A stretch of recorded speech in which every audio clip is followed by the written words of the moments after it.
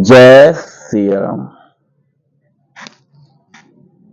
सभी सनातन प्रेमियों को मेरा प्रणाम।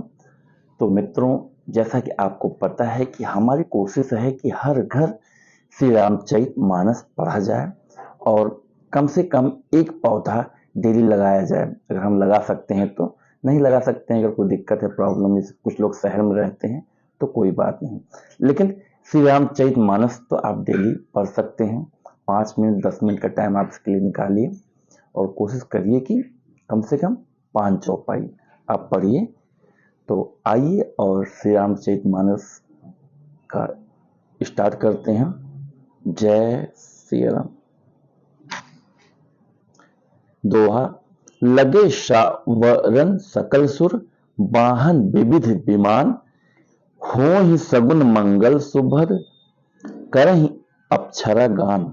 सब देवता अपने भांत भांत के वाहन और विमान सजाने लगे, कल्याणप्रद मंगल शकुन होने लगे और अप्सराएं गाने लगी। शिवहि शंभु गण करहि श्रृंगारा, जटा मुकुट अहि मौरु सवारा, कुंडल कंकन पहिरे ब्याला, तन विभूति पट के हरि छाला।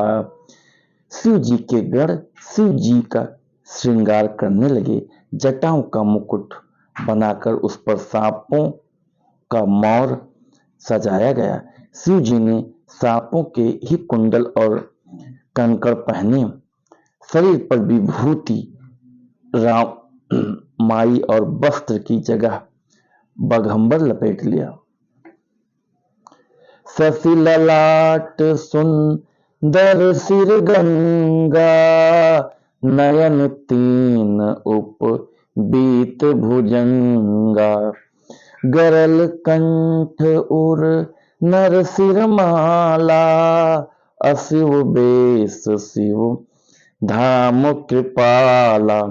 शिव जी के सुंदर मस्तक पर चंद्रमा, सिर पर गंगा जी, नेत्र सांपों का जनेऊ, गले में विष और छाती पर नरमुंडों की माला थी। इस प्रकार उनका बेस अशुभ होने पर भी वे कल्याण के धाम और कृपालु हैं। कर त्रिशूल अरु डमरु बिराजा, चले बसहा चढ़ी बाजहि बाजा, देखि शिवहि सुर त्रिय मुस्काहि, बर लायक दुल्हिन जग नाही। एक हाथ में त्रिशूल और दूसरे में डमरू सुशोभित है। शिव जी बैल पर चढ़कर चले, बाजे बज रहे। शिव जी को देखकर देवंगनाएं मुस्कुरा रही हैं और कहती हैं कि इस बर के योग्य दुल्हन संसार में नहीं मिलेगी। विष्णु बिरंची आदि सुर ब्राता, चढ़ी चढ़ी वाहन चले बराता, सुर समाज सब भांति अनूपा, नहीं बरात दूल्हा अनुरूपा। विष्णु और ब्रह्मा आदि देवताओं के समूह अपने अपने वाहनों सावरियों पर चढ़कर बारात में चले। देवताओं का समाज सब प्रकार से अनुपम परम सुंदर था, पर दूल्हे के योग्य बारात न थी। दोहा। विष्णु कहा अस बेहस तब, बोल सकल दिशिराज, बिलग बिलग हो चलहु सब, निज निज सहित समाज। तब विष्णु भगवान ने सब दिक्पालकों को बुलाकर हंसकर ऐसा कहा, सब लोग अपने अपने दल समेत अलग अलग होकर चलो। बर अनुहारी बरात न भाई, हंसी करहूं पर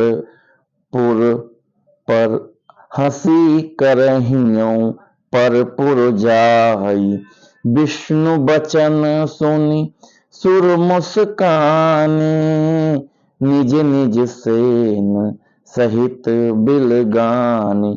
हे भाई, हम लोगों की यह बारात बर के योग्य नहीं है। क्या पराये नगर में जाकर हंसी कराओगे? विष्णु भगवान की बात सुनकर देवता मुस्कुराए और वे अपनी अपनी सेना सहित अलग हो गए। मन ही मन महेश मुस्काही, हरि के बिंग बचन नहीं जाही। अति प्रिय बचन सुनत प्रिय केरे, भृंगि प्रेरी सकल गण टेरे।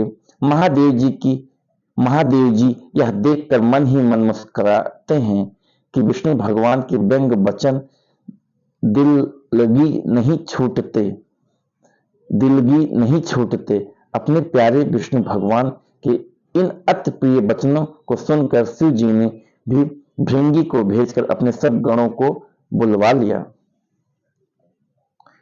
जय सिया राम।